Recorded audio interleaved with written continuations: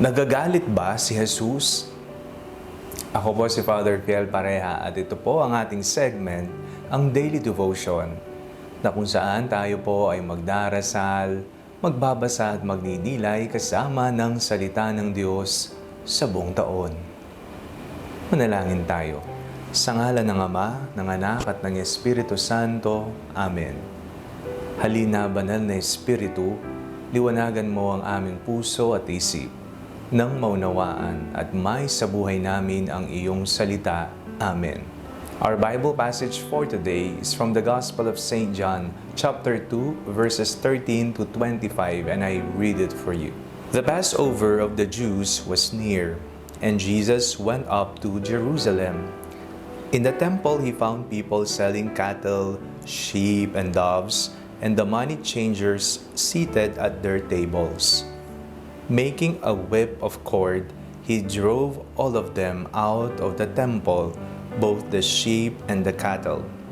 He also poured out the coins of the money changers and overturned their tables. He told those who were selling the doves, "Take these things out of here.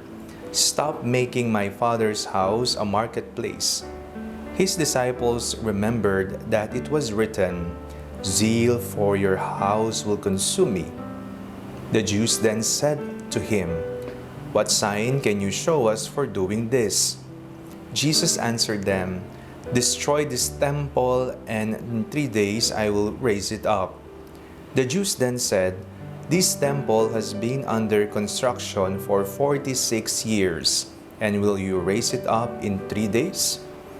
But he was speaking of the temple of his body. After he was raised from the dead, his disciples remembered that he had said this, and they believed the scripture and the word that Jesus had spoken. When he was in Jerusalem during the Passover festival, many believed in his name because they saw the signs that he was doing. But Jesus, on his part, would not entrust himself to them, because he knew all people and needed no one to testify about anyone, for he himself knew what was in everyone. Nagagalit ba ang ating Panginoong Hesukristo? Ang sagot dyan ay ang ating binasa ngayong araw na ito. Opo, nagagalit din ang ating Panginoon. Nakita niya na binababoy nila ang templo. Nakita niya na ginawang palengke ang tahanan ng Diyos. Sino ba naman ang hindi magagalit kung makita mong ang pook dalanginan o ang pook sambahan natin ay babuyin ng ibang tao? Ang pook na kung saan itunuturing nating banal at sagrado ay kailangang manatiling banal at sagrado.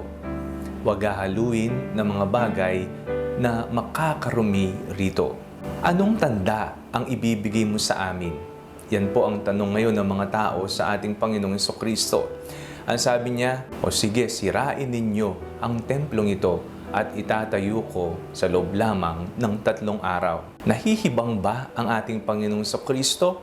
Sapagkat ang templong napakaganda na ginawa nilang palengke ay itinayo ng napakaraming taon. Ngunit ang ating Panginoong Hesukristo ay tumutukoy sa templo ng kanyang katawan.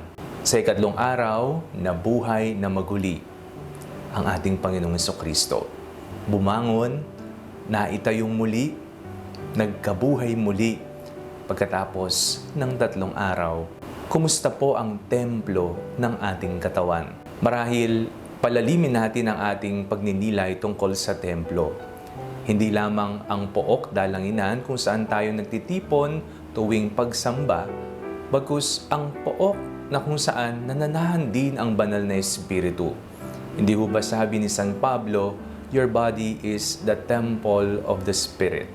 Ang ating katawan ay ang templo, sisidlan ng banal na Espiritu. Binababoy po ba natin ang ating katawan? O pinapangalagahan natin ito sapagkat iginagalang natin ang banal na Espiritu? Tayo po ba ay gumagawa ng mga makadiyos na gawain sa ating mga katawan? Ginagamit natin ang ating katawan sa pamamagitan ng mga bagay na kasiyasiya at kalugod-lugod sa Kanya. O pinapabayaan natin ang templo na ito. Ngayong panahon ng Kwaresma, tayo po ay binibigyan ng katanungan, kumusta na ang iyong katawan, ang templo ng Panginoon? Inaalagaan mo ba? O pinapabayaan? O binababoy mo ang iyong katawan? Lagi nating tatandaan, nung binuksan natin ang panahon ng Kwaresma sa pamagitan ng pagpapahid ng abo, ano pong sinabi ng pari? Tayo nagmula sa abo at tayo ay babalik sa abo. Ngunit tayo ay abong minahal ng Panginoon at babalik sa lumikha nito. Manalangin tayo. Panginoong Jesucristo, turuan niyo po kaming alagaan ng aming katawan, ang templo ng banal na Espiritu.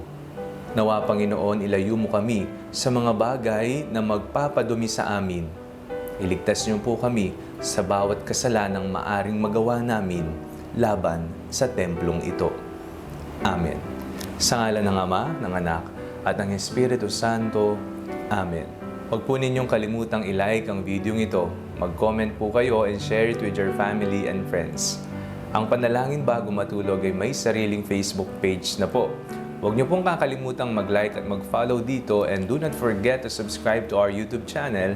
I-click niyo lamang po ang link na nasa description ng video ito, o kaya naman po just search Father Fiel Pareha. God bless you po.